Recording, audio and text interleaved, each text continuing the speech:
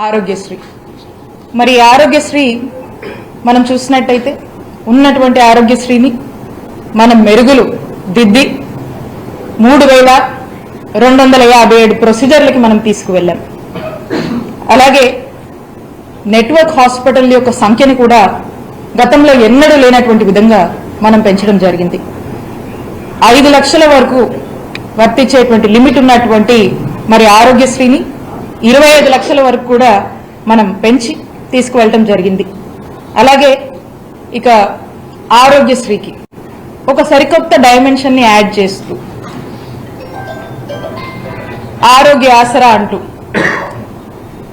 ఒక పేషెంట్ ఏదైనా సర్జరీ అయ్యి మరి అయిన తర్వాత డిశ్చార్జ్ అయ్యి ఇంటికి వెళ్ళి కోలుకునేటువంటి సమయంలో అంటే రికవరీ పీరియడ్లో వారికి ఆర్థికంగా ప్రభుత్వమే అండగా ఉండాలి అని భావించి జగనన్న ప్రభుత్వం ఆరోగ్య ఆసరా అని చెప్పి ఒక రోజుకి 225 రూపాయల చొప్పు నుంచి గరిష్టంగా 5,000 వరకు మరి ఫినాన్షియల్ అసిస్టెన్స్ ని అందించి ఆ రోగి కోలుకునేటువంటి సమయంలో కూడా ప్రభుత్వము ఏ విధంగా ఆరోగ్య ఆసరా అంటూ అండగా ఉన్నటువంటి పరిస్థితులు మీరందరూ కూడా చూశారు.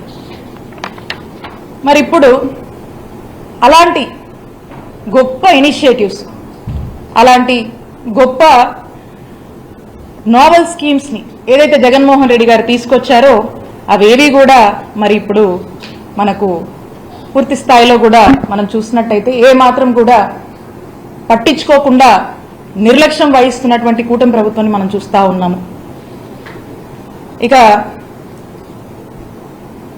మనం చూస్తా ఉన్నాము కూటమి ప్రభుత్వం ఏర్పడ్డాక మరి చంద్రబాబు నాయుడు గారి నాయకత్వంలోని ఈ కూటమి ప్రభుత్వం ఒక పద్ధతి ప్రకారంగా ఆరోగ్యశ్రీని ఏ విధంగా కూడా నిర్వీర్యం చేస్తున్నారో మనం చూస్తా ఉన్నాము.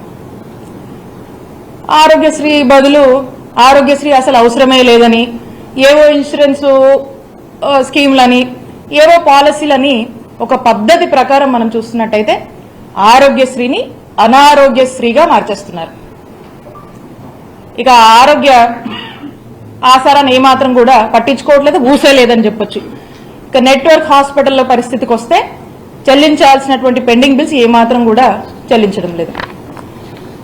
ఇక ఫ్యామిలీ డాక్టర్ ప్రోగ్రామ్ మీ అందరికీ కూడా తెలుసు. జగన్మోహన్ రెడ్డి గారి ఒక గొప్ప ఆలోచన, ఒక అద్భుతమైన కాన్సెప్ట్ అని చెప్పొచ్చు ఈ ఫ్యామిలీ డాక్టర్ ప్రోగ్రామ్. గ్రామాల్లోనే వైద్య సేవలు అందించేటువంటి ఒక గొప్ప ఆలోచన.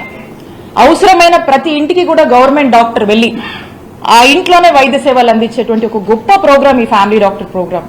మరి ఈ రోజున చూస్తుంటే ఇక ఈ ఫ్యామిలీ డాక్టర్ ప్రోగ్రామ్ కూడా ఏమాత్రం కూడా ఈ కూటమి ప్రభుత్వం పట్టించుకోనటువంటి పరిస్థితి.